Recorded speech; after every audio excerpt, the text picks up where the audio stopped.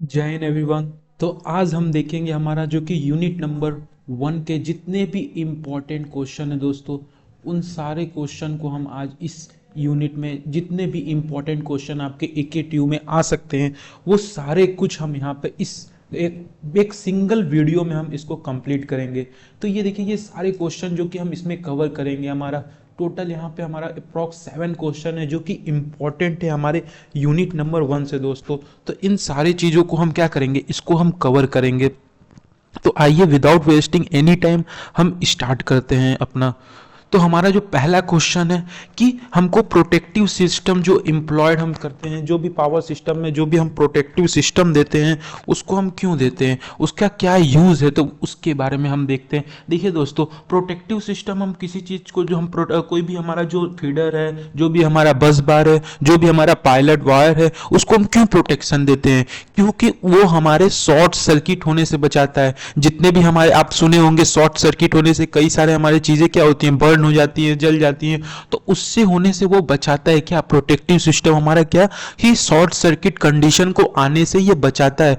और इसके protective system के कारण क्या होगा कि जितने भी हमारे डैमेज होते हैं, आप देखेंगे कई सारे इलेक्ट्रॉनिक डिवाइसेस में जो भी हमारे प्रोटेक्टिव सिस्टम डिवाइसेस हैं या जो भी हमारे सिस्टम के कंपोनेंट हैं, बस बार हो गए, जनरेटर हो गए, ट्रांसफार्मर में हो गए, जितने भी सारे चीज सिस्टम के जो हमारे कंपोनेंट हैं उनको डैमेज होने से वो बचाता है। उसके साथ साथ और क्या है दोस्तों कि अगर हमको प्रोटेक्टिव सिस्टम ये भी बताता है कि अगर कहीं भी किसी कंडीशन में कहाँ पे हमारा फॉल्ट आया, फॉल्ट मतलब क्या है दोस्तों, एबनॉर्मल कंडीशन। जहाँ पे भी हमारा एबनॉर्मल कंडीशन आया उसको हम क्या कर सकते हैं, तुरंत मॉनिटर कर सकते हैं। उस किसके थ्रू हम मॉनिटर कर सकते हैं, प्रोटेक्टिव सिस्टम के थ्रू हम क्या कर सकते हैं, उसको मॉनिटर कर सकते हैं। और वहाँ पे उसको जो इंजीनियर होते हैं उसको करेक्ट करने में वो हमारा हेल्प करता है दोस्तों।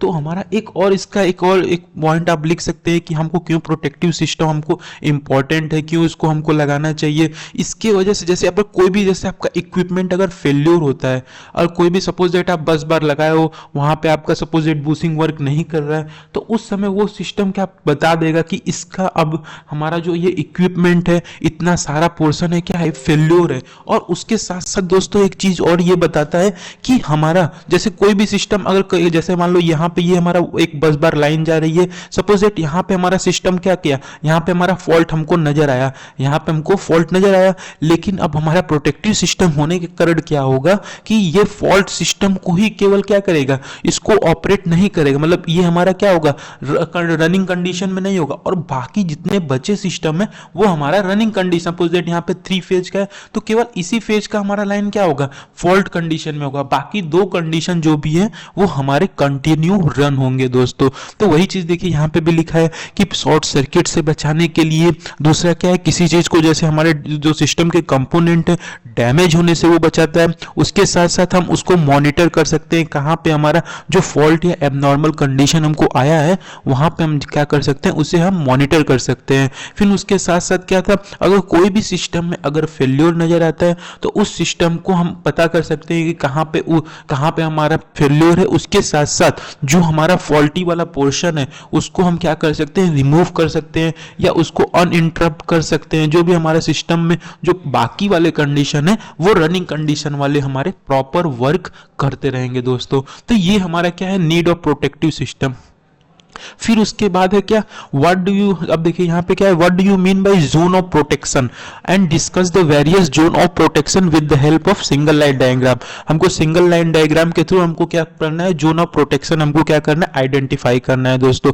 देखिए पहली बात, जो पावर सिस्टम हमारा क्या कंसिडर करता है, जो हमारा पावर सिस्टम होता है वो जनरेटर भी कंसिडर होता है, ट्रांसफार्मर भी उसके अंदर होते हैं, बस बार भी उसके अंदर होते हैं, ट्रांसमिशन लाइन होते हैं, उसमें डिस्ट्रीब्यूशन लाइन होते हैं दोस्तों, और कई सारे ऐसे चीज होते हैं। उनको हमको क्या करना होता है, उनको हमको प्रोटेक्ट करना होता है। इसलिए हम उसको क्या किए, डिफरेंट डिफरेंट जोन में हम उनको डिवाइड कर दिए दोस्तों। डिफरेंट डिफरेंट जोन में डिवाइड कर दिए कि सर्किट ब्रेकर प्रोटेक्शन अलग होगा हमारा, अगर ट्रांसमिशन लाइन को प्रोटेक्ट करना है उसका अलग प्रोटेक्शन होगा जोन। तो ऐसे हमने क्या किया, एक डिवाइड कर दिया। उसी को हम क्या बोलते हैं दोस्तों, जोन ऑफ प्रोटेक्शन। उसी को हम क्या बोलते हैं, जोन ऑफ प्रोटेक्शन दोस्तों।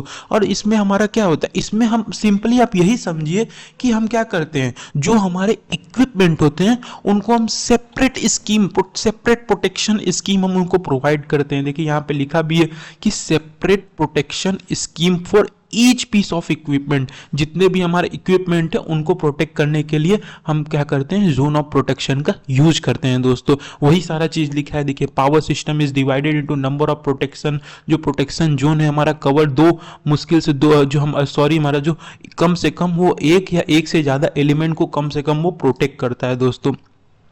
और जो हमारा प्रोटेक्शन जोन है वो हमारे इंटायर सिस्टम के लिए, जो हमारे इंटायर पावर सिस्टम के इक्विपमेंट है उसको वो कलेक्टिवली जोन वाइज क्या करता है, उसको वो प्रोटेक्ट करता है दोस्तों। अगर किसी पार्ट हमारा वर्क नहीं कर रहा है, कोई वर्क फॉल्ट है, तो उसको क्या करता है, उसको वो सिंपली छोड़ देता है। इसलिए हम कह सकते हैं कि ये हमारा ये क्या कर सकता है कि कुछ पार्ट उसमें होते हैं जो भी इसी, कुछ पार्ट भी होते हैं जैसे हमारा कोई भी सिस्टम है, पावर सिस्टम का इक्विपमेंट है, कुछ भी पार्ट अगर प्रोटेक्टिव जोन वहां पे हम यूज नहीं किए हैं तो वो सिंपली अनप्रोटेक्टेड होगा, जिसके कारण वहां पे फॉल्टी कंडीशन ज्यादा हो सकते हैं। तो यही हम कि उसको क्या करते हैं कि डिफरेंट इक्विपमेंट को हम डिफरेंट जोन में डिवाइड कर देते हैं कि जिसके कारण प्रोटेक्टिव स्कीम को इजीली वे में आइडेंटिफाई कर सके दोस्तों। अब जैसे ये आप डायग्राम देख सकते हैं, सपोज दैट देखिए यहाँ पे आपका क्या है, ये जनरेटर है आपका। जनरेटर के लिए हमने क्या यूज किया, जनरेटर और इसके साथ साथ हमने सर्किट ब्रेकर जो यहाँ पे यूज किया है, उन दोनों को अगर कंबाइन कर दें तो उसके लिए हम क्या बोलेंगे, सर्किट जो हम जनरेटर प्रोटेक्शन दोस्तों। तो जनरेटर प्रोटेक्शन में हमारा क्या आएगा, एक तो जनरेटर आएगा ही, प्लस उसके साथ साथ हमारा सर्किट ब्रेकर भी आएगा। फिर उसके बाद हमारा क्या है, HV high voltage switch gear protection.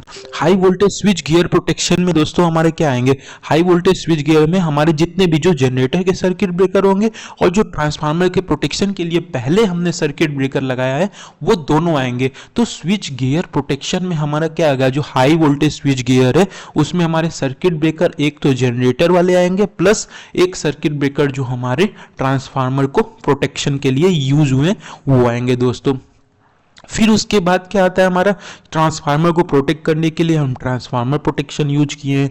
फिर उसके बाद क्या है, जो हमारा ये हमारा EHV स्विच गियर, मतलब ये क्या है, एक्स्ट्रा हाई वोल्टेज जो स्विच गियर प्रोटेक्शन है, यहाँ पे भी हमने क्या यूज किया, एक तो देखिए दोस्तों हमारा इसमें भी हमारा क्या है, दो सर्किट ब्रेकर जो हमारे इंक्लूड है इसके अंदर प्रोटेक्शन के लिए। कौन कौन से हैं, पहला तो हमारा जो ट्रांसफार्मर का सर्किट ब्रेकर है उसको वो प्रोटेक्ट करेगा, प्लस उसके साथ साथ जो हमारे ट्रांसमिशन लाइन है, जो हमारे ट्रांसफार्मर के जो लाइन है, ट्रांसमिशन लाइन प्रोटेक्शन है, उसके जो सर्किट ब्रेकर है उनको ये प्रोटेक्ट करेगा, जो हमारा EHV स्विच गियर लाइन होगा। फिर उसके बाद ये जो हम लोग ट्रांसफार्मर लाइन प्रोटेक्शन के लिए, ट्रांसफार्मर जो हमारा ये लाइन है उसको प्रोटेक्ट करने के लिए ट्रांसफार्मर लाइन प्रोटेक्शन हम यहाँ पे यूज किए हैं। फिर वही चीज देखिए दोस्तों, EHV स्विच गियर आ गया। EHV स्विच गियर के अंदर क्या आएगा, हमारा जो एक ट्रांसफार्मर का प्रोटेक्शन जो सर्किट ब्रेकर है, प्लस जो हमारे लाइन का जो ट्रांसमिशन लाइन है उसका जो सर्किट ब्रेकर है। तो यही हमारा आएगा क्या, यही हमारे मुश्किल से जान लीजिए आप, यहाँ पे एक पहला जनरेटर प्रोटेक्शन हो गया, दूसरा हमारा high voltage switch gear protection जो कि जनरेटर का जो हमारा सर्किट ब्रेकर होगा, और एक हमारा ट्रांसफार्मर का सर्किट ब्रेकर होगा। फिर उसके बाद क्या है, ट्रांसफार्मर को प्रोटेक्ट करने के लिए ट्रांसफार्मर प्रोटेक्शन है। फिर उसके बाद जो हमारा है EHV स्विच गियर प्रोटेक्शन किसके लिए यूज हुआ है, हमारा दोनों जो हमारे एक ट्रांसमिशन लाइन के लिए और एक ट्रांसफार्मर के सर्किट ब्रेकर के लिए दोस्तों। देखिए ये वही पॉइंट यहाँ पे लिखा है कि एडजेसेंट प्रोटेक्टिव स्कीम, यहाँ पे हम क्या है कि यहाँ पे देखिए ओवरलैप हो, यहाँ पे देख रहे हैं कि जो यहाँ पे ओवरलैप हो जा रहे हैं जो भी हमारे प्रोटेक्टिव स्कीम। सपोज दैट ये एक protective scheme transformer line protection का है और एक EHV का है, ये क्या हो जा रहे हैं, हमारे ओवरलैप ईच अदर हो जा रहे हैं, जिसका कारण कभी क्या होता है कि अगर कोई सिस्टम में हमारे फॉल्ट नजर आ रहा है, सपोज दैट इसमें फॉल्ट नजर आ रहा है तो ये भी वर्क नहीं कर सकता, ये भी वर्क नहीं कर सकता। इसके कारण कहीं भी हमको नजर आता है कि ओवरलैपिंग जो है उसको हमको क्या करना होगा, हटाना होगा। लेकिन ये क्या है, अनअवॉइडेबल है, इसको आप हटा नहीं सकते, क्योंकि इससे आपको ओवरलैपिंग कहीं ना कहीं आपको आएगा ही, क्योंकि कोई सिस्टम एक सर्किट ब्रेकर सिंपली को नहीं कर सकता, कम से कम एक या एक से ज्यादा सिस्टम को क्या कर सकता है, प्रोटेक्ट कर सकता है। सपोज दैट मान लीजिए फॉल्ट आकर होता है हमारे ओवरलैपिंग जोन में, तो उस समय क्या होगा, हमको प्रोटेक्टिव स्कीम जो हमारे हैं उनको प्रॉपरली यूज करना होगा। कम से कम हमको क्या करना होगा कि आइसोलेट हमको किस जो हमारा फॉल्टी पार्ट पार्ट है उसको मिनिमम कम से कम जितना भी पार्ट हो सकता है उसको हमको क्या करना होगा, आइसोलेट करना होगा। जैसे यहाँ पे बताया आपको कि सपोज दैट यहाँ पे फॉल्ट आ गया तो हमको कम से कम मिनिमम जो हमारे नेसेसरी हैं उन्हीं फॉल्टी एलिमेंट को क्या करना होगा, हमको आइसोलेट करना होगा दोस्तों। फिर उसके साथ साथ देखिए और कुछ पॉइंट लिखे हैं, relatively low extent of overlap reduce the probability of fault. अगर हम जितना कम से कम ओवरलैप करेंगे दोस्तों उतना हमारा क्या होगा, हमारे जो हमारे फॉल्टी वाले कंडीशन है वो मिनिमाइज होंगे। इसलिए हमको कहा जाता है कि हमको कम से कम ओवरलैप करना होगा किसमें, जब हम पावर सिस्टम के जो प्रोटेक्टिव जोन हमारे प्रोटेक्शन जोन है उनको हमको कम से कम क्या करना है, ओवरलैप करना है। जैसे यहाँ पे ओवरलैप का एग्जांपल भी देख सकते हैं, यहाँ पे दिया हुआ है कि हमको जैसे मान लीजिए इक्विपमेंट जोन भी यहाँ पे आपको सपोज दैट यहाँ पे आपका क्या आया, यहाँ पे आपका फॉल्ट नजर आया तो उस समय क्या होगा, हमारा जो ये जोन बी के द्वारा ही देखा जाए, न कि जोन ए के द्वारा। लेकिन अगर कभी कभी कंडीशन ये भी हो जाते हैं ओवरलैप की वजह से दोनों जोन हमारे क्या हो जाते हैं, आइसोलेट या अनवर्किंग हो सकते हैं। लेकिन इस कंडीशन में हमारा जो राइटली है वो केवल जोन बी के लिए होना चाहिए। इसीलिए हमको कम से कम क्या करना, इसमें क्या हो जाएगा, अगर एक्स पे आ रहा है तो जोन ए हमारा यूजलेस हुआ है, यहाँ पे उसको वर्क नहीं करना है, तो इसको हमको क्या करना होगा, इसको कहीं ना कहीं इसको इंप्रूवमेंट करने की जरूरत है कि हमारा जो ओवरलैप हो रहा है ये दोनों का ओवरलैप केवल उसमें वही पार्ट आइसोलेट हो जिस जोन में एक्चुअली वो सर्टेन लाई करता है दोस्तों। तो ये हमारा क्या है, क्वेश्चन नंबर 2 भी हमारे जो सेकंड इंपॉर्टेंट क्वेश्चन है वो भी हमारे कंप्लीट होते हैं। फिर उसके बाद क्या है दोस्तों, explain what do you mean by primary backup protection and जो हमारे प्राइमरी एंड बैकअप प्रोटेक्शन और उसके डिफरेंट क्या मेथड हैं जो कि हमको बैकअप प्रोटेक्शन प्रोवाइड करते हैं वो देखते हैं दोस्तों।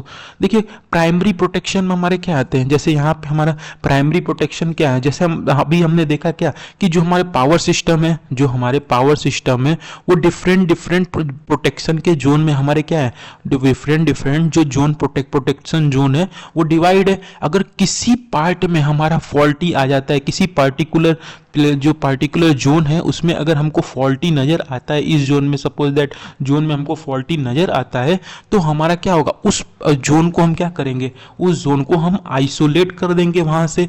तो उस जोन को हम आइसोलेट कर दिए तो सिंपली हमारा क्या हुआ, प्राइमरी प्रोटेक्शन हुआ। लेकिन किसी केस में वो उसमें जो हम पार्ट आइसोलेट किए हैं उसमें वो अच्छे तरीके से उस फॉल्ट को क्या करता है, क्लियर नहीं कर पाता, तो वहां पे हम क्या यूज करते हैं दोस्तों,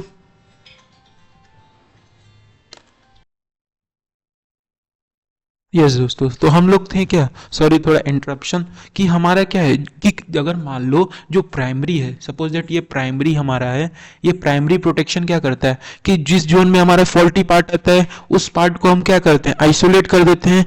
लेकिन अगर किसी केस में हमारा जो फॉल्टी है पार्ट है वो क्लियर नहीं हो पाता है तो उस केस में हम क्या यूज करते हैं, बैकअप प्रोटेक्शन दोस्तों यहाँ पे यूज करते हैं। यहाँ पे हम क्या यूज करते हैं, बैकअप प्रोटेक्शन यूज कर देते हैं दोस्तों। तो बैकअप प्रोटेक्शन क्या है, वो किसी फैक्टर पे डिपेंडेंट नहीं है, क्योंकि इसमें क्या होता है, बैकअप प्रोटेक्शन हमारा कब वर्क करता है, जब हमारा प्राइमरी ले क्या होता है, फेल हो जाता है, तो कुछ समय बाद क्या होता है, हमारा बैकअप प्रोटेक्शन होता है वो हमारा यूज में आता है।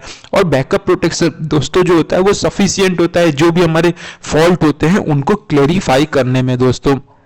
और जो हमारा बैकअप प्रोटेक्शन तभी हमारा जो सपोज दैट ये जो हमारा बैकअप प्रोटेक्शन तभी ऑपरेट करता है, जैसे कुछ पार्ट जैसे हमारा क्या सपोज दैट ये अगर हमारा प्राइमरी प्रोटेक्शन फॉल्ट करने में असमर्थ रहा तो उस समय हमारा क्या होगा, जो पावर सिस्टम का लार्ज पार्ट होगा उसको क्या कर सकता है कि हमको वो डिस्कनेक्ट कर सकता है। जो उसका लार्ज जो पार्ट है, यहाँ पे देखिए लिखा भी है, a large part of power system is disconnected from power source, जो कि अनअवॉइडेबल है, हमको इसको अनअवॉइड करना होगा। तो कभी कभी ये भी बैकअप रिले में हमारे ये हो जाता है कि कभी कभी वो पूरे प्रोटेक्ट सिस्टम के पूरे जो इक्विपमेंट होता है लार्ज पार्ट को क्या कर देता है, वो डिस्कनेक्ट कर देता है पावर सोर्सेस से। तो ये हमको नहीं करना है, हमको कभी कभी पावर जो हमारा बैकअप डिले होता है वो ऐसा हो जाता है, लेकिन हमको इसको क्या करना होगा, इसको सही प्लेस पे, usually place at different station, सही प्लेस पे हमको इसको क्या करना होगा, यूज करना होगा दोस्तों। फिर उसके बाद कई सारे मेथड हैं, जैसे यहाँ पे क्या है, एक रिले बैकअप मेथड है। रिले बैकअप मेथड में हमारा क्या है दोस्तों, यहाँ पे एक इसको हम रिले जो हमारा बैकअप है उसे हम लोकल बैकअप भी बोलते हैं दोस्तों। इसे इसे हम लोकल बैकअप बोलते हैं, जो कि हमको बैकअप में प्रोटेक्शन प्रोवाइड करता है। ये भी वही कंडीशन है कि अगर हमारा प्राइमरी रिले है, अगर वो सर्किट ब्रेकर को ट्रिप करने में हमारे क्या सर्किट ब्रेकर को ट्रिप करने में फेल हो जाता है, तो वहां पे हमारा क्या हो जाता है कि उसमें कोई भी हमको विदाउट एडिशनल कोई भी डिले के बिना कोई डिले के अलावा वहां पे हम क्या कर देते हैं, रिले दूसरा लगा देते हैं, जो कि वो एक बैकअप की तरह हमारा वर्क करता है, जो कि हमारे सिस्टम को प्रोटेक्ट करने में हेल्प करता है दोस्तों। उसके साथ साथ हमारा सेकंड है, लेकिन इसका रिले बैकअप का ये भी है दोस्तों कि रिले बैकअप हमारा कभी कभी क्या होता है, वो कॉस्टली हो सकता है, इसलिए कभी कभी ये क्या होता है, हमारा प्रीफर उतना नहीं हो पाता है, तो इसलिए हम क्या देते हैं, दूसरा बैकअप यूज करते हैं। दूसरा बैकअप क्या है, ब्रेकर बैकअप है। ब्रेकर बैकअप भी क्या है दोस्तों, सपोज दैट कोई भी बस बार सिस्टम है जो हमारा, ये हमारा अधिकतर जो हमारा ब्रेकर बैकअप होता है वो बस बार सिस्टम में ही हमारा क्या होता है, यूज होता है। सपोज दैट जैसे बस बार सिस्टम में हमारे number of circuit breaker connected होते हैं, इसमें डिफरेंट डिफरेंट हमारे क्या होते हैं, सर्किट ब्रेकर क्या होते हैं, इसमें हमारे different different circuit breaker connected होते हैं। सपोज दैट अगर कोई भी फॉल्ट आता है, अगर वो फेल कर जाता है सर्किट ब्रेकर ऑपरेट करने में, तो वो सीधे क्या कर देता है, बस बार अगर जैसे मान लो ये कई सारे सर्किट ब्रेकर लगे हैं, अगर ये फेल हो गए ऑपरेट करने में, फॉल्ट को डिटेक्ट करने में, तो हमारा जो ब्रेकर बैकअप क्या करता है, वो जो हमारा ब्रेकर बैकअप होता है वो क्या करता है, वो ऑपरेट ऐसे करता है कि जैसे हमारे बस बार का फॉल्ट हो गया दोस्तों। मतलब ये पूरे सिस्टम जो जितने भी सर्किट ब्रेकर कई सारे लगे हैं, वो ओवरऑल में क्या समझेगा कि ये ओवरऑल हमारे बस बार सिस्टम में ही हमारे फॉल्ट आ गए हैं। इसलिए हमको क्या करना होगा, जितने भी हमारे बस बार हैं उनके सर्किट ब्रेकर को प्रॉपरली सही से लगाना होगा, तो हमारा क्या होगा, प्राइमरी प्रोटेक्शन में ही काम हो जाएगा। लेकिन अगर ये नहीं ट्रिप कर पाते हैं सही टाइम पे, स्पेसिफिक टाइम पे हमारे क्या होते हैं, अगर ये हमारे नहीं वर्क कर पाते हैं, तो उस कंडीशन में ये ब्रेकर बैकअप जो है हमारे पूरे बस बार के जो सिस्टम है, बस बार का जो सिस्टम है, उसको वो एज ए फॉल्ट वो ट्रीट करता है दोस्तों। फिर उसके बाद हमारा एक आता है रिमोट बैकअप। रिमोट बैकअप क्या होता है दोस्तों, ये लोकली, इसे भी हम लोकल बैकअप भी बोलते हैं, जो कि इसका लोकेशन कहाँ होता है दोस्तों, देखिए यहाँ पे लिखा है when a backup relay are located at neighbouring station, मतलब उसके नाइबरिंग जो उसके बगल वाले में ही स्टेशन में क्या होता है, ये रिमोट बैकअप प्रेजेंट होता है। जनरली इसका जो हमारा बैकअप होता है ये हम अधिकतर कहाँ पे यूज होते हैं, इसके अंदर क्या यूज करते हैं, रिमोट बैकअप के अंदर हम रिले यूज कर देते हैं सर्किट ब्रेकर को ट्रिप कराने के लिए। फिर उसके बाद क्या हो गया, या तो पीटी को यूज कर सकते हैं कि जो हमारे हाई वोल्टेज होते हैं उनको प्रोटेक्ट करने के लिए, और हम यहाँ पे सीटी यूज कर देते हैं, हाई करंट को हम यहाँ पे न जाने दे। ये सबसे चीपेस्ट है दोस्तों, ये हमारा क्या है, cheapest form of backup protection है, जो कि हम ट्रांसमिशन लाइन में इसको यूज करते हैं दोस्तों।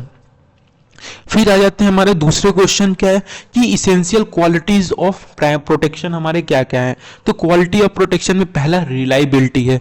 तो रिलायबिलिटी हम किसे बोलते हैं दोस्तों, रिलायबिलिटी कि हम उसे बोलते हैं जो कि जैसे हमको जो हमारा प्री डिटरमाइंड, पहले से हमारा क्या है, प्री डिटरमाइंड कंडीशन है, जो हमारा प्री डिटरमाइंड कंडीशन है, उसको वो अगर उसी कंडीशन में कोई भी, जैसे हमारा प्रोटेक्टिव सिस्टम है, प्री डिटरमाइंड कंडीशन में क्या कर रहा है, वर्क कर रहा है, मतलब वो रिजल्ट ओरिएंटेड, जो हमको रिजल्ट चाहिए उसी के ऊपर फोकस वर्क कर रहा है, उसी को हम बोलते हैं रिलायबिलिटी। देखिए यही चीज लिखा है, a protective relay should be reliable in its basic quality. Reliable होने का जरूरत है, क्योंकि उसका जो प्री डिटरमाइंड है अगर उससे वो अलग तरीके हो गया तो वो रिलायबल नहीं रह गया। इसलिए वो बताता है the ability of relay system, जो भी रिले हमारा प्रोटेक्टिव सिस्टम में यूज करते हैं उसको ऑपरेट किसके अंदर करना है, प्री डिटरमाइंड कंडीशन दोस्तों, वो प्री डिटरमाइंड कंडीशन के अंदर ही ऑपरेट होगा। और जितने भी कंपोनेंट है हमारे सर्किट में, जितने भी सर्किट ब्रेकर के इन्वॉल्व हैं, उनको उनके रिलायबिलिटी का रोल जो है उसको जरूर से जरूर उसको निभाना चाहिए। जैसे यहाँ पे क्या है, रिलायबिलिटी जो हमारे वेरियस कंपोनेंट के, जैसे सर्किट ब्रेकर हो गए, पीटी हो गए, डिफरेंट कंपोनेंट के ये हमको नजर आते हैं दोस्तों। और रिलायबिलिटी का जो बेसिक डिज़ाइन है वो हमारे सिंप्लिसिटी होना चाहिए, रोबस्टनेस होना चाहिए, उसके कॉन्टैक्ट प्रेशर अच्छे होने चाहिए, और जो उसका हमेशा हमको रिलायबिलिटी ऐसे ही मेंटेन रहता है दोस्तों कि हमको मेंटेनेंस जो हो गया, वर्कमैनशिप हो गया, वो क्या होने चाहिए, वो प्रॉपर होने चाहिए, जिसके वजह से हमारा जो पावर सिस्टम का इक्विपमेंट है वो रिलायबल हो। फिर उसके बाद क्या है, सेलेक्टिविटी। जो हमारा सेलेक्टिविटी क्या होता है कि हमको सही पार्ट पे सही जगह उसका रिले का यूज करना चाहिए। पता चला हम यहाँ पे 10 बार प्रोटेक्शन कर रहे हैं, वहां पे हमने क्या ट्रांसफार्मर का प्रोटेक्शन जो रिले लगा दिया, तो ये क्या होगा, सेलेक्टिविटी कहीं ना कहीं हमारा मिसमैच हो गया, तो उसकी वजह से हमको क्या होगा, जो डिजायरेबल ऑपरेशन है वो हमें नहीं मिल पाएगा। देखिए, selectivity is ability of relay to identify faulty part correctly. जो हमारे फॉल्टी पार्ट है उनको करेक्टली आइडेंटिफाई करें और डिसकनेक्ट करें। जो भी हमारे रेस्ट, जो हमारे हेल्दी पार्ट है उनको हम क्या करें, उनको इग्नोर करें कि वो अपना वापस में जो कंडीशन है उसमें वो वर्क करते रहें। फिर उसके बाद है डिस्क्रिमिनेशन। अब डिस्क्रिमिनेशन का मतलब क्या है दोस्तों, कि हमको वो पता चले कि पता ही नहीं कब फॉल्ट कंडीशन है और कब फॉल्टी कंडीशन है, ऐसा नहीं होना चाहिए। जो कि डिस्टिंग्विश कर सके किसमें, फॉल्टी कंडीशन में और हमारा जो नॉर्मल कंडीशन है, उसी को हम बोलते हैं डिस्क्रिमिनेशन दोस्तों। फिर उसके बाद स्पीड। स्पीड दोस्तों काफ़ी इंपॉर्टेंट है। पता चला फॉल्ट आया, सारा सिस्टम खराब हो गया, तो फिर हमारा ऑपरेट कर रहा है रिले, नहीं, ऐसा नहीं होना चाहिए। जो उसका टाइम ड्यूरेशन है वो क्या होना चाहिए, कुछ जो हमारा है इसमें देखिए दोस्तों, टाइम वाला भी पॉइंट आ जाएगा कि फॉल्टी कंडीशन को तुरंत आइडेंटिफाई करे और उसको तुरंत क्या करे, उसको डैमेज होने से पहले क्या करे, बचा सके। देखिए लिखा है फॉल्ट करंट मे गेट डैमेज, इसलिए हमको क्या करना चाहिए, प्रोटेक्टिव सिस्टम को हाईली स्पीड करना चाहिए। और टाइम वाला भी बता दिए कि फॉल्ट क्लियरिंग टाइम हमेशा कम से कम होना चाहिए जितना हम पॉसिबल कर सकते हैं, और हाई स्पीड ऑफ ऑपरेशन होने चाहिए, जिसकी वजह से हम क्लियर, जो फॉल्ट को क्लियर एक सही टाइम पे हम कर सकते हैं। फिर उसके बाद आता है सेंसिटिविटी। अब सेंसिटिविटी का मतलब क्या है कि जो हमको रिलायबल, जो जितने हम जिसको हमको जो प्री डिटरमाइंड कंडीशन था दोस्तों, उस पे हमारा ये वर्क कर रहा है कि नहीं कर रहा है। तो यहाँ पे देखिए लिखा है relay should be sufficient sensitivity, it can operate reliable when required. तो सेंसिटिविटी एक इस जो हमारा है एक एक्चुएटिंग क्वांटिटी है, जो कि रिले को स्टार्ट करने में, उसका क्या वर्क है वो परफॉर्म करने में वो हेल्प करता है दोस्तों। सेंसिटिविटी मैथमेटिकली टर्म अगर डिटरमाइन करें तो उसको हम सेंसिटिविटी फैक्टर होता है, जिसको हम के से डिनोट करते हैं, जो कि यहाँ पे आप देख सकते हैं। तो के एस इज इक्वल टू हमारा क्या होता है, जो यहाँ पे आई एस है वो हमारा शॉर्ट सर्किट करंट है, मिनिमम जोन का, जो minimum short circuit current zone का है, और ये हमारा क्या है, ऑपरेटिंग करंट है, जहां पे हम प्रोटेक्शन का यूज किए हैं दोस्तों। फिर उसके बाद क्या है, स्टेबिलिटी। स्टेबिलिटी भी काफ़ी इंपॉर्टेंट पॉइंट है, क्योंकि सिस्टम को ऑपरेट करने में कब नॉन ऑपरेट है, किस कंडीशन में ट्रांजिएंट फॉल्ट आ रहा है, उस कंडीशन में भी सिस्टम को क्या करना है, स्टेबल रहना चाहिए। क्योंकि स्टेबल नहीं रहा तो कहीं ना कहीं आर्क जनरेट होगा, हाई वोल्टेज होगा, शॉर्ट सर्किट का कंडीशन आएगा। तो इसलिए सिस्टम को क्या होना चाहिए, इसको स्टेबल होना चाहिए। The stability is a quality of relay due to which it remain inoperative. जो हमारा रिले है वो हमेशा इनऑपरेटिव होना चाहिए। पता चला फॉल्ट आ ही नहीं रहा है, रिले ऑपरेट हो गया, फॉल्ट आ ही नहीं रहा है, रिले ऑपरेट हो गया, नहीं, ऐसा कंडीशन नहीं होना चाहिए। जो स्पेसिफाइड कंडीशन है, जो भी उसका स्पेसिफाइड कंडीशन है रिले का, तभी उसको क्या करना चाहिए, उसको वर्क करना चाहिए दोस्तों। फिर उसके बाद आते हैं क्या हमारा है, what is auto reclosing and explain its various scheme. दोस्तों देखिए, ऑटो रीक्लोजिंग क्या होता है कि कम से कम हम जानते हैं कि 80 से 90% जो हमारे फॉल्ट होते हैं वो किसके कारण होते हैं, ओवरहेड ट्रांसमिशन लाइन या डिस्ट्रीब्यूशन लाइन के होते हैं, जो कि हमारे क्या होते हैं, वो ट्रांजिएंट फॉल्ट के कारण हमारे आते हैं। और ये फॉल्ट क्या होते हैं दोस्तों, ये फॉल्ट अधिकतर डिसअपियर होते हैं। जब हमारा ये तभी हमको पता चलता है जब हमको लाइन सर्किट ब्रेकर क्या होता है, जो हमारे सर्किट ब्रेकर होते हैं वो ऑपरेट करते हैं, उसको आइसोलेट करते हैं, तभी हमको पता चलता है दोस्तों।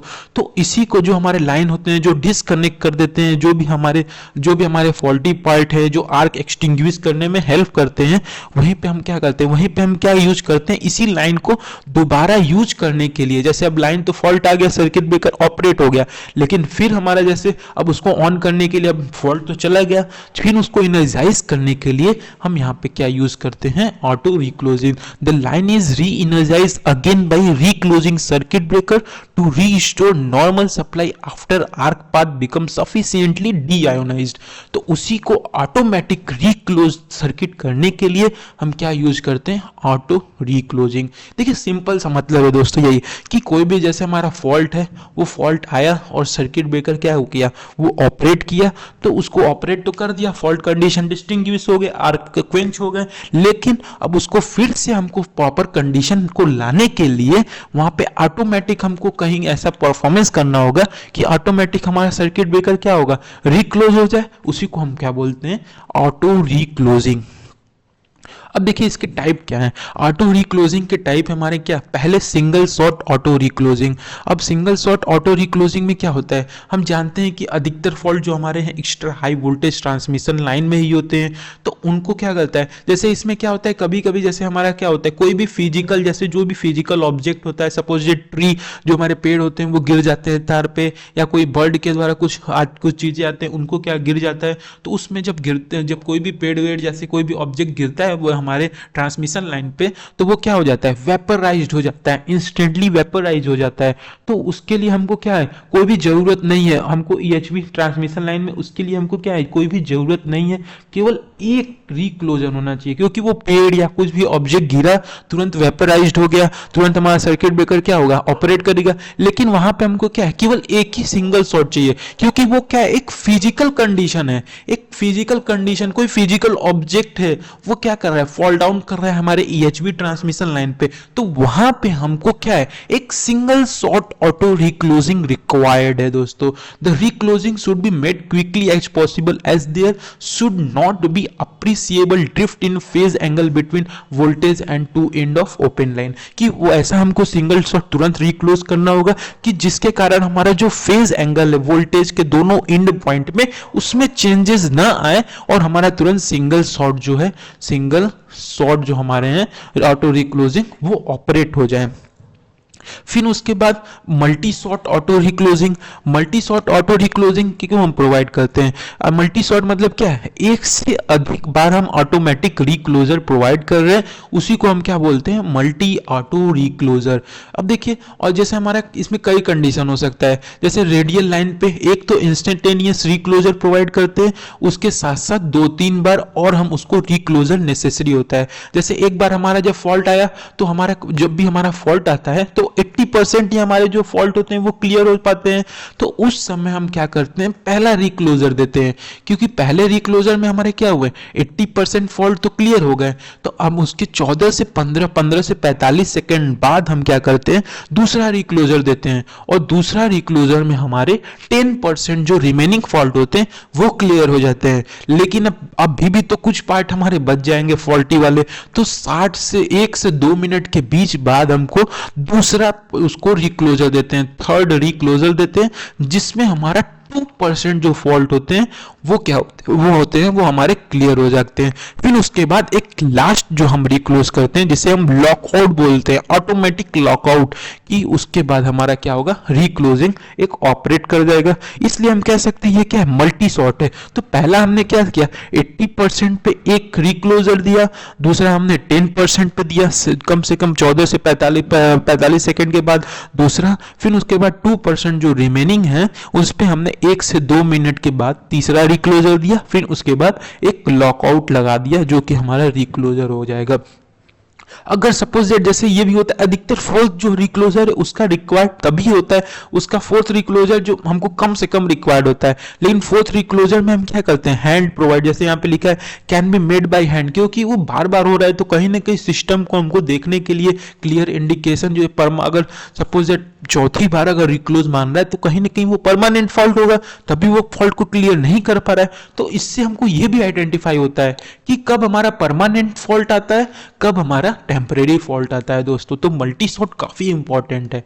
फिर उसके बाद क्या है, सिंगल फेज या सिंगल पोल ऑटो रिक्लोजिंग। इसमें क्या होता है दोस्तों कि सिंगल फेज और सिंगल या पोल जो हमारे ऑटो रिक्लोजिंग है, इसमें हमारा जनरली जो सर्किट ब्रेकर होता है वो ट्रिप्ड होता है और उसको रिक्लोज दोबारा कर देता है। ऑटोमेटिक ही हमारा वर्क होता है। जैसे जैसे हमारे जैसे यहाँ पे देखिए लिखा भी है कि फॉर एनी मल्टीफेज फॉल्ट, जो कई सारे फॉल्ट आ गए तो हम थ्री फेज में हमारा क्या होता है, साइमल्टेनियसली हमारा क्या होता है, सर्किट ब्रेकर ट्रिप हो जाता है, फिर आपस में ऑटोमेटिक हमारा क्या हो जाता है, रिक्लोज हो जाता है। तो उसी को हम क्या बोलते हैं, सिंगल पोल या सिंगल फेज जो ऑटो रिक्लोजिंग। और सिंगल फेज में हमको पता ही है कि सिंगल फेज में क्या होगा, हमारा सर्किट ब्रेकर खुद एक ही, जैसे यहाँ पे 3 ट्रांसमिशन लाइन है, 3 फेज है, तो 3 फेज क्या होगा, 3 फेज में हमारे तीनों फेज को एक साथ करेगा, सिंगल फेज में क्या करेगा, सिंगल हैंडली ऑपरेट करेगा। फिर उसके बाद क्या है, 3 फेज ऑटो रिक्लोजिंग स्कीम। इसमें क्या होते हैं, जितने भी हमारे तीनों फेज हैं, all the 3 phase are tripped and reclose when the fault occurring on system irrespective types of fault. यानी तीनों जो हमारे फेज हैं वो क्या होंगे, ट्रिप्ड हो जाएंगे। कब, जब भी कोई भी हमको फॉल्ट नजर आएगा। और फिर उसके बाद ऑपरेट होने के बाद फिर हमारा वो जो सिस्टम है रिक्लोज हो जाएगा, ऑपरेट हमारा करने लगेगा। ये जो हमारा 3 फेज जो आउट रिक्लोजिंग है काफी वो सिंपलर है और ये ज़्यादा भी एक्सपेंसिव नहीं है सिंगल वाला, बल्कि तो एक्सपेंसिव पड़ेगा क्योंकि हमको तीनों फेज में अलग अलग लगाने होंगे। लेकिन इसमें क्या होगा, हमारा थोड़ा तीनों फेज में एक ही ऑटो रिक्लोजिंग हमको लगाना होगा, इसलिए इसका जो ऑपरेशन है वो भी हमारा क्या होगा, फास्टर होगा। किसके कंपेरिजन में, सिंगल के कंपेरिजन में। फिर उसके बाद क्या है, delay out reclosing scheme. Delay out reclosing scheme में क्या है दोस्तों कि इसमें हमारा जो पावर सिस्टम का जो कनेक्शन होता है वो आपस में, जैसे हमारा ट्रांसमिशन लाइन, जैसे यहाँ पे आप देखेंगे, और उसके बाद हमारा क्या होता है, इन जो ट्रांसमिशन लाइन और डिस्ट्रीब्यूशन लाइन होता है उसमें क्या इसमें हम यूज करते हैं क्या, डिले आउट जो स्कीम होता है उसको हम यूज करते हैं। इसमें जैसे बहुत ही कम चांसेस होते हैं कि जैसे हम कि हमारा क्या होता है, इसमें हमारा क्या, इसमें जो हमारा फॉल्टी वाले कंडीशन होते हैं उसी को हम क्या करते हैं, जैसे इसको जो हमारा डिले आउट रिक्लोजिंग है कि जैसे ट्रांसमिशन लाइन अपना पावर जो है उसको सेंड कर रहा है, ट्रांसफर कर रहा है, तो कभी कभी क्या हो जाता है, सिंक्रोनिज्म जो उसका आपस में जो सिंक्रोनिज्म है सेंडिंग का वो लूज होने लगता है। तो उस समय हमारा क्या होता है, उस समय हमारा जो फॉल्टी लोग देखते हैं अधिकतर, उस समय हमारा क्या होता है, फॉल्टी कंडीशन दिखता है, हमें डेड टाइम दिखता है हमको कि डेड टाइम जब हमारा 5 से 6 सेकेंड रह जाता है उस समय हमारा क्या होता है, डिले ऑटो रिक्लोजिंग होता है। तो डिले ऑटो नाम से ही पता चल रहा है, डिले ऑटो मतलब क्या होगा, जब हमारा डेड टाइम के नजदीक पहुंच जाएगा जो भी हमारा और जो हमारा फॉल्टी कंडीशन होगा उसी समय हमारा क्या होगा, डिले आउट रिक्लोजिंग स्कीम हमारा क्या होगा, ऑपरेट होगा दोस्तों। तो देखिए यहाँ पे लिखा है the fault arc deionization time and circuit breaker operating characteristic do not present problem in a such scheme. तो इस कंडीशन में हमारा क्या है, कोई भी जो डीआयोनाइजेशन टाइम है, जो भी हमारा सर्किट ब्रेकर का ऑपरेटिंग कैरेक्टरिस्टिक है, इसमें हमारा कोई भी इसके ऊपर जो इफेक्ट है वो नजर नहीं आता है। तो इसमें क्या केवल अलाउ होता है कि पावर जो स्विंग होते हैं हमारे जो रिक्लोजिंग होते हैं, जहां हमारा मेनली क्या होता है, ये हमारे स्टेशन से जुड़े होते हैं, हमारे सोर्सेस से जुड़े होते हैं, ये क्या डिले आउट जो हमारे रिक्लोजिंग स्कीम है दोस्तों। हमारा जो कि नेक्स्ट क्वेश्चन है दोस्तों क्या, कि पोटेंशियल ट्रांसफार्मर यानी पीटी का हमको वर्क बताना है, जो कि इंपॉर्टेंट क्वेश्चन है, पूछ सकता है। देखिए जो हमारा सिंपल क्या है, पोटेंशियल ट्रांसफार्मर को हम वोल्टेज ट्रांसफार्मर भी बोलते हैं। कभी कभी जैसे हमारा सिस्टम में क्या होता है, हाई वोल्टेज जो हमारे हाई वोल्टेज पावर के नेटवर्क होते हैं वो आते हैं, उनको कभी कभी जैसे क्या होता है कि हमारा जो हाई वोल्टेज पावर नेटवर्क है उनको रिड्यूस करना होता है, किसमें, लोअर वैल्यू में। तो हम क्या यूज करते हैं दोस्तों, पोटेंशियल ट्रांसफार्मर यूज करते हैं, और कुछ नहीं है। They are use to reduce the power system voltage to the lower value and to provide isolation between high voltage power network and relay and other instrument connected to their secondary. तो मतलब देखिए दोस्तों क्या है कि हमारा जो potential transformer है, जो हमको पावर सिस्टम में जितना हमको वोल्टेज रिक्वायर्ड है उसी के हिसाब से क्या करता है, उसको वो प्रोवाइड करता है। यानी क्या, ये लोअर वैल्यू को क्या कर देता है और जो हमारे हायर वोल्टेज है उन दोनों को आपस में सेपरेट करता है कि हमको जितना रिक्वायरमेंट है उसी के हिसाब से हम उसको यूज करें। और जो हमारे अदर इंस्ट्रूमेंट है सेकेंडरी साइड के ट्रांसफार्मर के, उसको क्या करता है, वो क्या करता है, उसको वो प्रोटेक्ट करता है, यानी उसको क्या करता है, वो सेपरेट कर देता है दोस्तों। और हर जो हमारे सिस्टम होते हैं, जो भी हमारे रेटिंग होते हैं, जो सेकेंडरी वाइंडिंग प्राइमरी वाइंडिंग के जो भी रेटिंग होते हैं, उसके जो जो पोटेंशियल ट्रांसफार्मर के रेटिंग होते हैं दोस्तों, वो पहले से ही क्या होते हैं, वो स्टैंडर्डलाइज होते हैं कि हमको अगर हमको पता चले कि कौन सा वोल्टेज कितना, किस वोल्टेज में कितना ऑपरेट होगा, वो पहले से ही क्या होंगे, वो स्टैंडर्डलाइज होंगे। तो इसीलिए हम कह सकते हैं कि अगर सपोज दैट कभी क्या होता है कि degree of interchangeability among relay and meter of different manufactured can be achieved. इससे क्या हमको पता चल जाता है कि कौन से रिले को जब इंटरचेंज करना होगा तो हमको पता चल जाएगा कि कितना डिग्री का हमको या कितना वोल्टेज का हमको यहाँ पे यूज करना होगा। तो इसलिए हम कह सकते हैं कि जो वोल्टेज रेटिंग होता है हमारे प्रोटेक्टिव रिले का, वो मेजर करता है और कितना हमको कौन सा जो हमारे प्री डिटरमाइंड इंफॉर्मेशन है वो हमको ये प्रोवाइड करता है दोस्तों। अब एक्यूरेसी का बात करें, वो जो हमारे वोल्टेज ट्रांसफार्मर में वो कैसे बताते हैं, ये देखिए जो हमारे परसेंटेज रेशियो एरर है उनको हम क्या करते हैं, K into V S minus VP अपन वीपी। के क्या है, हमारा नॉमिनल वोल्टेज है, वी एस हमारा सेकेंडरी वोल्टेज, वीपी हमारा प्राइमरी वोल्टेज है दोस्तों। यहाँ पे आप देख सकते हैं यही चीज़ है हमारा। और इसमें उसके बाद क्या है, इसको हम क्या बोलते हैं, रेटेड प्राइमरी वोल्टेज अपॉन या रेटेड सेकेंडरी वोल्टेज भी बोल सकते हैं, या primary terms upon secondary terms. और ये देखिए वीटी के 3 टाइप्स होते हैं, ये आपको पॉइंट रिमेंबर करने हैं। कौन कौन से, electromagnetic type, capacitive type and opto electronic type. ये नेम मत भूलिएगा, ऑप्टो इलेक्ट्रॉनिक टाइप दोस्तों। अब उसके बाद जो कि हमारा ये लास्ट जो हमारा क्वेश्चन बचा हुआ है दोस्तों इस यूनिट का, वो क्या है, समेसन ट्रांसफार्मर। अब ये समेसन ट्रांसफार्मर के बारे में ये पूछ रहा है दोस्तों। तो हम यहाँ पे आते हैं सीधे डायग्राम के ऊपर। देखिए दोस्तों, जो हमारा समेसन ट्रांसफार्मर होता है वो क्या करता है, वो 3 फेज को कन्वर्ट कर देता है सिंगल फेज में। ये उसका क्या है, एक जनरल उसका काम है। और ट्रांसफार्मर क्या है, जो हमारा समेसन ट्रांसफार्मर में वो क्या कर देता है, वो हमको प्रोटेक्ट करता है कब, जब हमारा अनबैलेंस कंडीशन होता है, या उसके साथ साथ प्लस जो हमारा अगर फॉल्टी कंडीशन आता है उसमें वो ये क्या करता है, वो प्रोटेक्ट कर देता है। वो उसमें क्या करता है, इंश्योर करता है कि जो हमारा रिले है वो क्या करे, वो ऑपरेट करे दोस्तों। ये उसका क्या है, एक जनरल कंडीशन है। और यहाँ पे डायग्राम में देखिए कि जितने नंबर ऑफ टर्न हमारे आर और वाई फेज में होंगे, उतने ही सेम नंबर ऑफ टर्न हमारे किस में होंगे, वाई एंड बी में दोस्तों। जो हमारे वाई और बी में इन दोनों का क्या होगा, जो रेशियो होगा वो 1:1 यानी सेम होगा दोस्तों। और दोस्तों यहाँ पे जो हमारा प्राइमरी है, यहाँ पे आप देख रहे हैं ट्रांसफार्मर, इसका जो प्राइमरी जो ये दोनों पार्ट है वो कहाँ से हमारे आ रहे हैं, जो आउटपुट ऑफ जो हमारे हैं सीटी के जो आउटपुट है वो हमारे इधर ही आ रहे हैं, प्राइमरी वाइंडिंग ऑफ जो हमारे जो समेसन ट्रांसफार्मर है दोस्तों।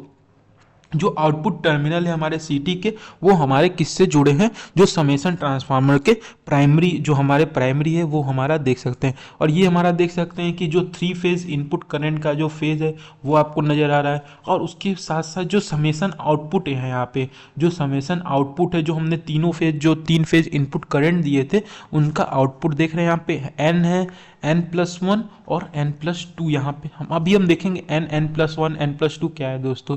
देखिए यहाँ पे हमने क्या किया कि जो हमारा समेशन मिला, यहाँ पे हमने तो क्या दिया, 3 फेज दिया, यहाँ पे हमको सिंगल फेज मिला। और उसके साथ साथ जो हमारा आउटपुट है वो इन तीनों में हमारा क्या हुआ, इन तीनों का हमको समेशन करना है। तो आई आउटपुट हम कैसे निकालेंगे, जब हमारा n+2 जो कि हमारे r फेज में आ रहा था, n+1 हमारे y फेज और n हमारे जो कि b फेज में आ रहा था। तो यहाँ पे IR को आप क्या लिख सकते हैं, अगर इसको हम सिमेट्रिकल कंपोनेंट में जब हम कन्वर्ट करें तो आपको पता है कि IR इज इक्वल टू क्या होगा, जो हमारे I0 plus I1 plus I2। और वहीं पे IY इज इक्वल टू क्या होता है हमारा, यहाँ पे अल्फा स्क्वायर या A स्क्वायर कह सकते हैं I1 के साथ, और जो A है हमारा I2 के साथ, और I0 जो जीरो सीक्वेंस के हमारे वो सिंपल रहेंगे। फिर वैसे ही IB में हम कर देंगे। जब इन सारे को हम क्या करेंगे, जब हम इस सारे को क्या करेंगे, प्रॉपर फंक्शनिंग मैथमेटिकल फंक्शनिंग करेंगे तो हमको मिलेगा K0 I0 plus K1 plus I1 K2 I2 मिलेगा, जो कि आपको यहाँ पे दिख सकता है कि यहाँ पे हमारा जो 3 फेज हमारा क्या था, तीन इनपुट फेज हमने क्या दिए थे, तीन इनपुट जो हमारे फेज थे करंट के वो हम इनपुट में दिए थे और सिंगली हमको मिल गया क्या, आई आउटपुट। इन तीनों सिमेट्रिकल कंपोनेंट के टर्म में हमको मिल गया। तो three phase two single phase हमारा ये कन्वर्ट, इसीलिए नाम क्या है इसका, समेशन ट्रांसफार्मर। यानी क्या है, वो पूरा सम अप करके हमको एक आउटपुट करंट यहाँ पे दे देगा दोस्तों। तो ये सिंपल जो कि है हमारा प्रोवाइड करता है, प्रोटेक्शन में भी प्रोवाइड करता है दोस्तों, अनबैलेंस या फॉल्टी कंडीशन को भी क्या कर देता है, इंश्योर करता है कि रिले जो हमारा है ऑपरेट करे नॉर्मली दोस्तों। तो ये रहा हमारा क्या, जो हमारा इंपॉर्टेंट क्वेश्चन था जो कि हमारे यूनिट नंबर 1 का दोस्तों। तो ये कंप्लीट होता है। थैंक यू, जय हिंद।